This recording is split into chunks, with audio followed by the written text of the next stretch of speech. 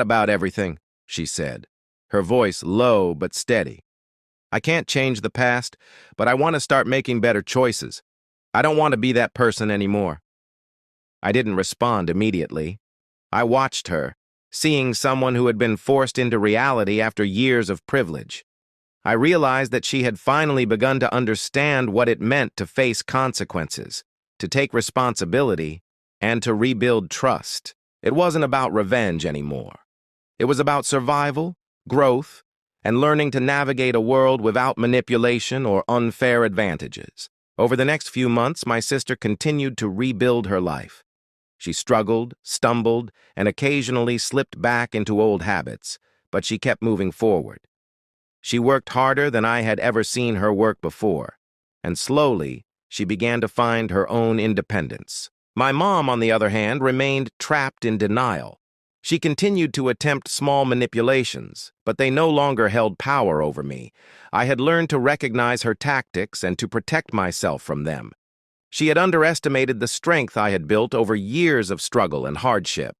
And while some family members remained loyal to her, more and more began to see the truth.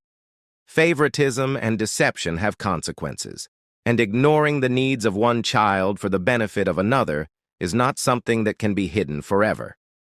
For the first time in my life, I felt a sense of peace. I had been recognized, validated, and supported. I had survived betrayal, exhaustion, and manipulation, and I had emerged stronger, wiser, and more aware of my worth than I had ever been before. Time moved slowly, yet relentlessly. Months had passed since the allowance scandal first came to light. My sister had been forced to confront herself, my mom had been forced to confront her manipulation, and I had been forced to confront the years of invisibility and exhaustion I had endured.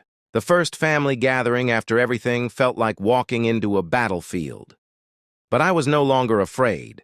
I had reclaimed my strength, my voice, and my boundaries. I arrived calm, measured, and unshakable. My sister entered quietly, not with arrogance, not with entitlement, but with humility. She smiled nervously at me and my dad. She greeted distant relatives with soft politeness. Her confidence had been tempered by experience, her entitlement replaced by accountability. My mom arrived last, trying to maintain composure.